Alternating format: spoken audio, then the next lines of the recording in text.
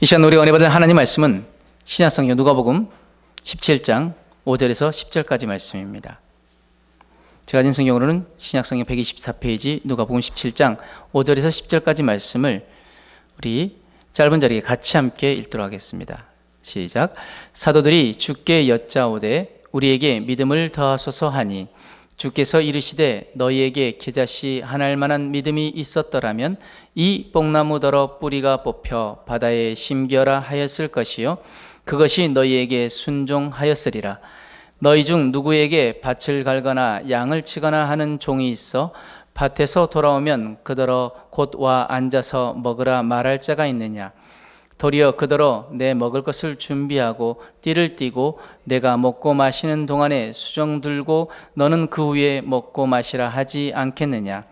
명한 대로 하였다고 종에게 감사하겠느냐. 이와 같이 너희도 명령받은 것을 다 행한 후에 이르기를 우리는 무익한 종이라 우리가 하여야 할 일을 한 것뿐이라 할지니라. 아멘. 함께 읽을 말씀을 가지고 겨자씨 한 알의 믿음이라는 제목으로 함께 은혜를 나누길 원합니다. 여러분은 믿음이 있는 사람입니까? 그러면 얼마만큼의 믿음이 있다고 여기십니까? 우린 살아가면서 여러 가지를 믿습니다. 그죠? 신호등이 바뀌면 차가 멈출 것이라고 믿고 건넙니다. 의사가 처방해 준 약이 나를 고칠 것이라고 믿고 먹습니다. 잠자리에 들면 다음날 일어날 것이라고 믿고 잠듭니다. 혹시 지난 밤에 주무실 때 나 내일 아침에 못 일어날 거야 하고 주무신 분은 없지 않습니까? 다들 아침에 일어날 것을 믿고 잠들죠. 그렇다면 우리는 하나님을 얼마나 확신 있게 믿고 있습니까?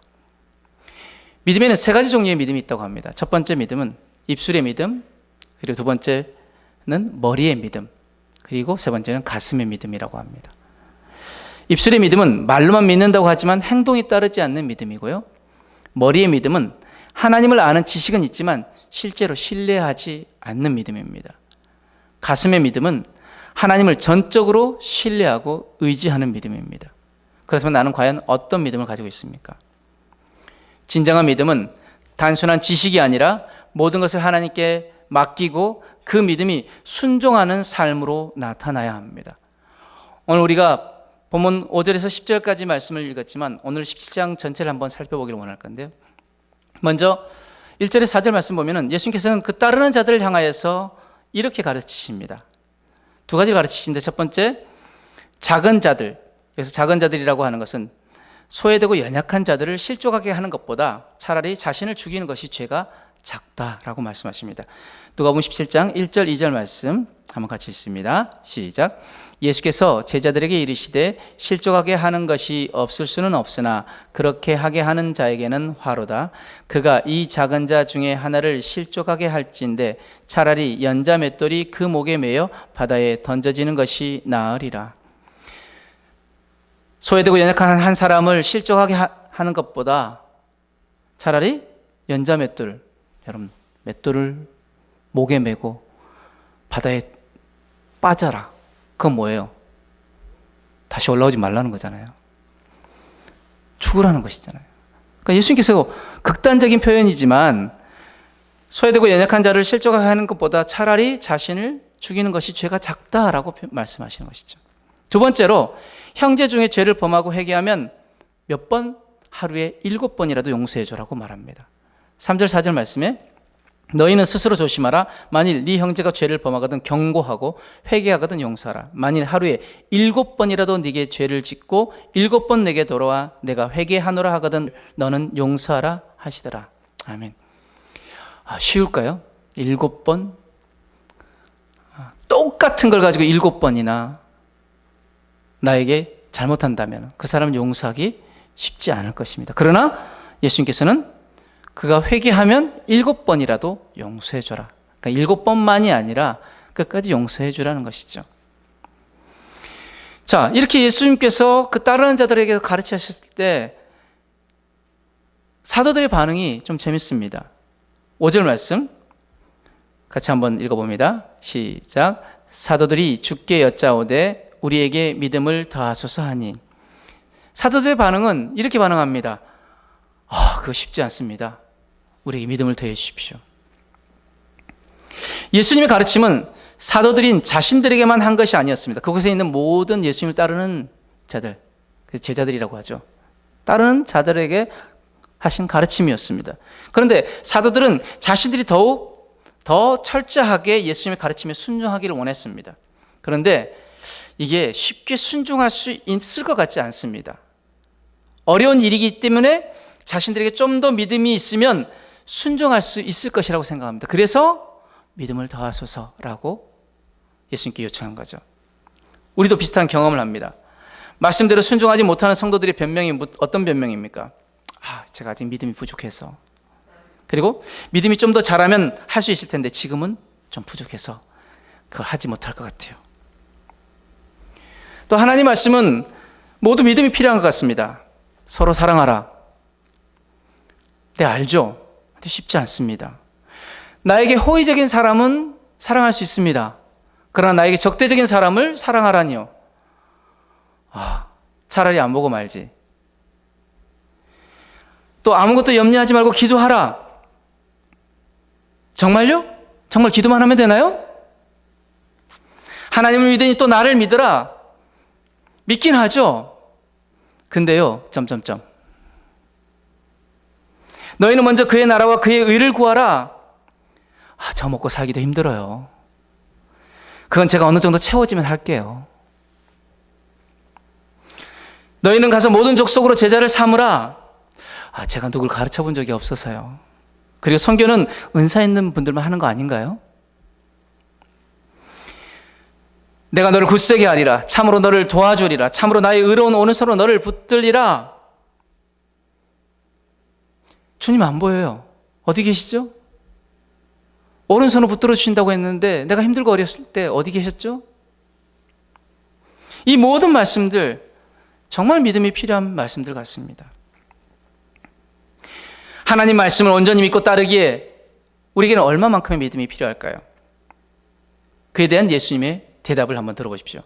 우리 17장 6절 말씀입니다. 함께 있습니다. 시작.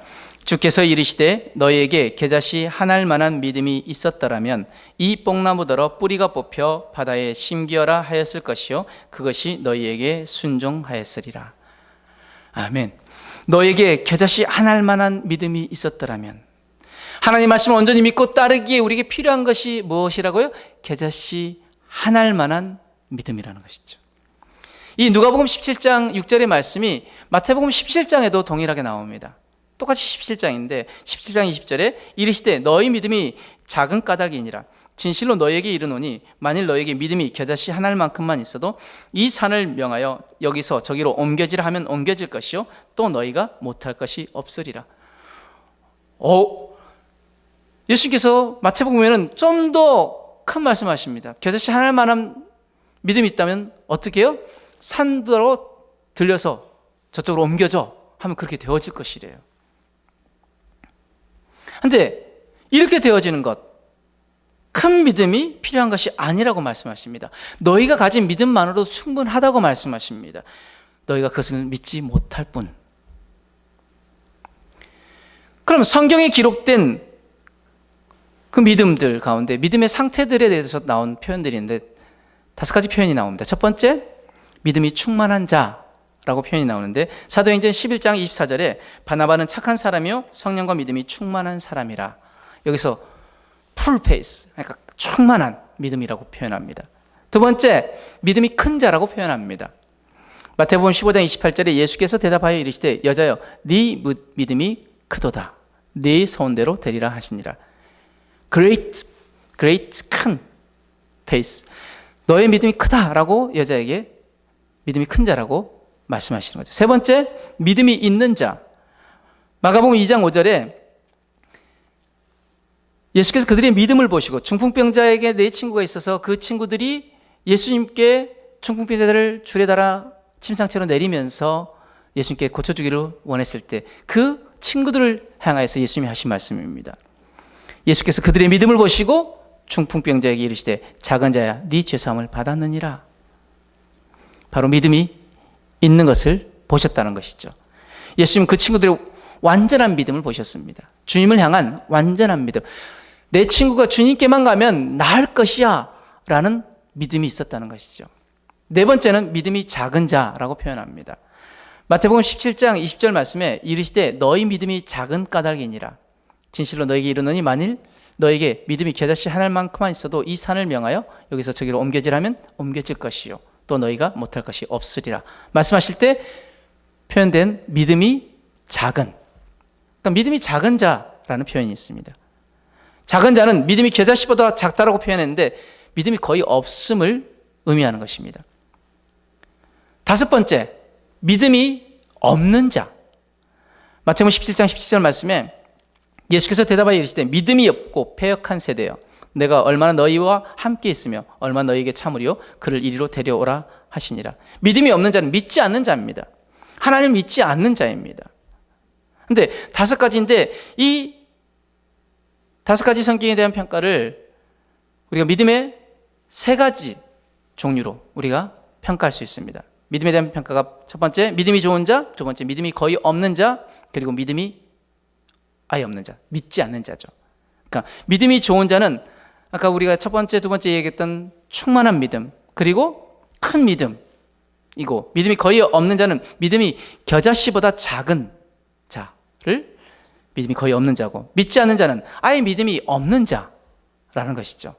그런데 믿음이 거의 없는 자와 믿음이 충만한 자의 사이에 단계가 없습니다. 겨자씨보다 작은 믿음과 믿음이 충만한 것 사이에 단계가 없다는 말입니다.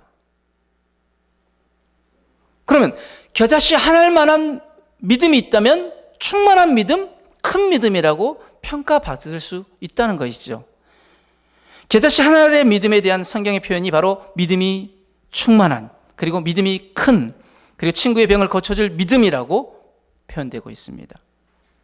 그러면 위와 같은 믿음을 왜 겨자씨 하나만한 믿음이라고 말했을까요?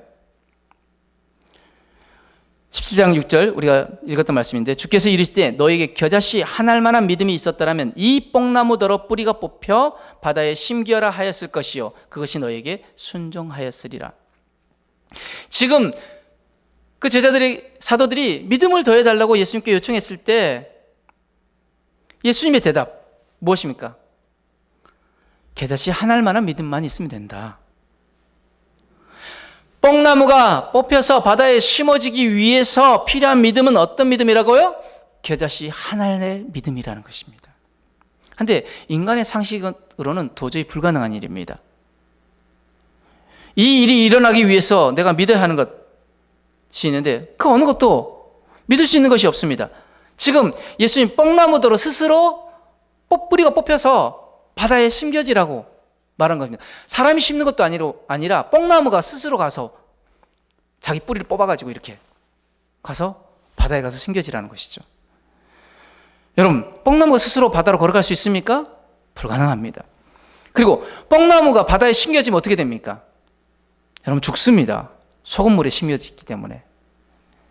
그리고 여러분, 물에 나무가 심겨질 수 있습니까? 바다인데. 아니, 옆으로 쓰러지지 않을까요? 심어질 수가 없습니다. 그런데 겨자씨 하나의 믿음이 필요하다고 하신 이유는 무엇이냐? 하나님께서 뽕나무를 바다에 심기로 계획하셨다면 문제는 간단합니다. 이런 일들, 지금 이렇게 되면 위에 불가능해 보였던 일들이 문제가 되지 않습니다. 하나님이 하시기로 작정하셨다면. 이런 일을 할 수 있다고 믿는 것은 큰 믿음이 필요하지 않다고 말씀하십니다. 겨자씨 하나의 믿음이 필요하다고 말씀하십니다. 왜요? 우리 하나님은 천지를 창조하신 하나님이심을 우리가 믿기 때문이라는 거죠.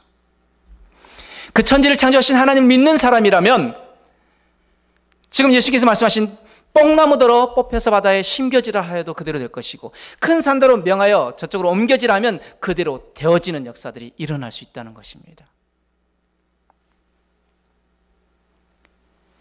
7절에 10절 말씀에 성도가 하나님 말씀에 순종해야 함을 가르치면서 예수께서 비유로 말씀하시는데 우리 7절에 10절 말씀 한번 봅니다. 너희 중 누구에게 밭을 갈거나 양을 치거나 하는 종이 있어 밭에서 돌아오면 그대로 곧 와 앉아서 먹으라 말할 자가 있느냐? 도리어 그들어 내 먹을 것을 준비하고 띠를 띠고 내가 먹고 마시는 동안에 수종 들고 너는 그 후에 먹고 마시라 하지 않겠느냐? 명한 대로 하였다고 종에게 감사하겠느냐? 이와 같이 너희도 명령받은 것을 다 행한 후에 이르기를 우리는 무익한 종이라 우리가 하여야 할 일을 한 것뿐이라 할지니라. 이 비유의 초점은 무엇입니까? 종은 주인의 명령에 순종해야 한다는 것입니다. 종에게 요구되어지는 것은 주인의 명령에 순종하는 것입니다.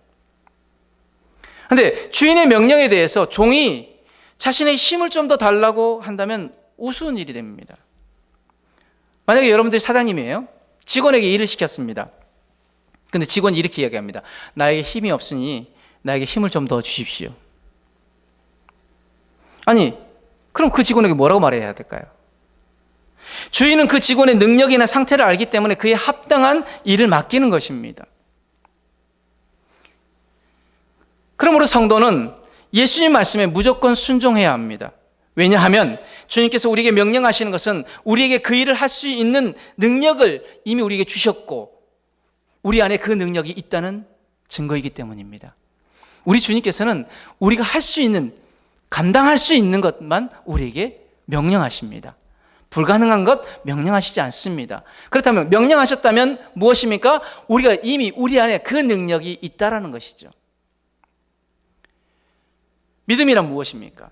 우리의 생각은 믿어지지 않는 일이 믿어지고 할 수 없을 것 같은 일을 할 수 있을 것 같은 마음이 생기는 것, 이것을 믿음이라고 생각합니다. 그런데 성경의 믿음은요, 하나님이 하시고자 하는 일에 동의하는 것, 그리고 그저 순종하는 것, 이것을 믿음이라고 말씀하십니다. 겨자씨 하나의 믿음, 그래서 바로 하나님이 하기를 원하는 일은 무엇이든지 할 수 있다고 믿는 것, 이것이 바로 겨자씨 하나의 믿음입니다. 하나님을 믿는 것, 우리가 해야 할 일은 보는 것이 아니라 우리가 우리의 일을 보는 것이 아니라 우리가 해야 할 일을 보는 것이 아니라 그 일을 행하실 하나님을 보는 것입니다. 과학, 경험, 상식, 역사를 믿는 것이 아니라 하나님을 믿는 것, 오늘도 살아계셔서 역사하시는 그 하나님을 믿는 것.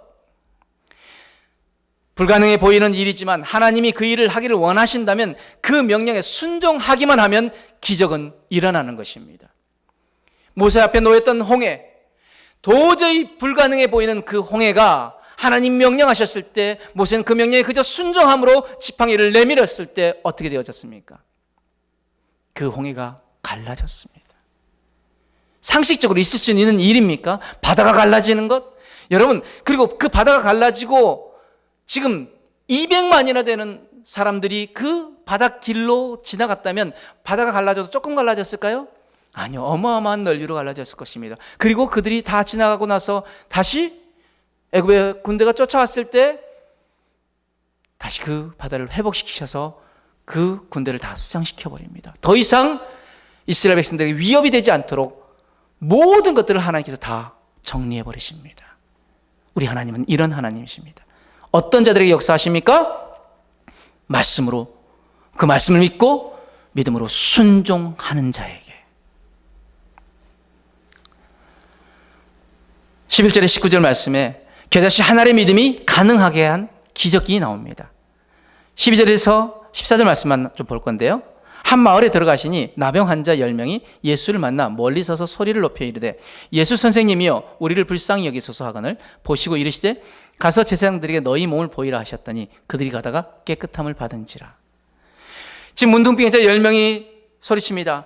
우리를 불쌍히 여기소서. 예수님을 향하여서. 예수님이 어떤 반응을 보이십니까? 제사장들에게 몸을 보여. 그런데 이거 대단히 순종하기 어려운 명령입니다. 지금 문둥병을 가지고 있었던 사람들은요, 격리된 삶을 살았습니다. 마을 안으로 들어올 수 없습니다. 만약에 마을 안으로 함부로 들어왔다가 그들도 부정하게 될 수 있기 때문에 돌로 쳐 죽여도 그것은 죄가 되지 않았습니다. 제사장이 있는 성전에 갔다가 사람들에게 발각되면 돌에 맞아 죽습니다. 이전의 경우에는 예수님께서 그 자리에서 병을 낫게 해주시고 제사장에게 보이라고 명령하셨습니다. 그런데 본문의 경우는 이전과는 다릅니다. 지금의 경우가 겨자씨 하나의 믿음이 필요한 때인 것입니다. 너희가 불쌍히 여김을 얻기를 바란다면 그 고백에 대한 믿음을 보여야 한다. 이것이죠. 그 문둥병자들이 뭐라고 고백합니까? 예수님, 당신이라면 우리의 병을 고치실 수 있습니다. 그렇다면 그들이 보여야 할 믿음은 무엇이었습니까? 예수님 말씀하신 제사장에 가서 몸을 보이라 하는 그 명령에 순종하는 것입니다. 이것이 지금 우리에게 요구되는 믿음 아닐까요? 우리에게 어떤 믿음이 요구됩니까? 하나님의 아들을 믿는 믿음과 하나님의 아들이 명령하신 우리의 생각으로는 순종할 수 없는 것들에 대해서 순종해야 하는 믿음이 있어야 합니다. 하나님 나에게 말씀하신 것에 대한 믿음을 가지지 못한다면 기적은 일어나지 않습니다. 기적이 일어나기 위해서는 하나님 명령에 대한 순종이 있어야 합니다. 하나님 앞에서는 그 어떤 기적도 동일한 것입니다. 우리가 큰 기적이라고 여기는 것도 하나님께는 차이가 없습니다. 수가성 우물가에 물을 마시는 것과 가나 혼인잔치에서 물로 포도주를 만드시는 것, 평지를 걸으시는 것과 폭풍이 치는 바다 위를 걸으시는 것, 베드로의 장모의 열병을 고치시는 것과 죽은 나사로를 살리시는 것, 따르는 무리를 먹이는 것과 광야에서 오병이의 기적으로 2만 명을 먹이시는 것, 2000년 전 유대 지방에 행하셨던 그 기적과 현재 우리의 삶 속에서 행하시는 그 기적들, 하나님께는 동일한 것입니다. 말씀의 결론으로, 여러분 우리의 삶의 기적을 경험하고 싶습니까? 내 삶의 기적을 경험하기를 원하십니까? 그렇다면 말씀의 순종함으로 겨자씨 한 알의 믿음을 가져보시길 바랍니다. 우리에겐 큰 믿음이 아니라 겨자씨 한 알의 믿음이 필요합니다.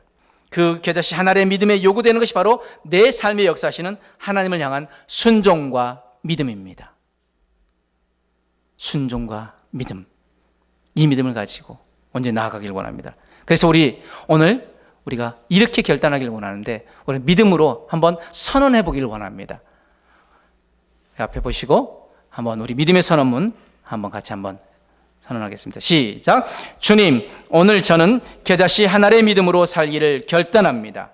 하나님이 말씀하시면 내 이해보다 순종을 선택하겠습니다. 하나님이 명령하시면 현실보다 말씀을 따라 움직이겠습니다. 하나님이 가능하다고 하시면 불가능해 보이는 일 앞에서도 믿음으로 선포하겠습니다. 오늘도 나의 삶에 역사하시는 하나님을 신뢰하며 순종하며 기대하며 살겠습니다. 주님, 내게 겨자씨 한 알의 믿음을 주시고 그 믿음으로 주님의 뜻을 이루게 하소서. 아멘. 이 겨자씨 한 알의 믿음으로 우리의 삶에 하나님이 행하신 놀라운 기적을 누리고 간증하는 저와 여러분들의 삶이 되어지길 주님으로 축복합니다. 아멘.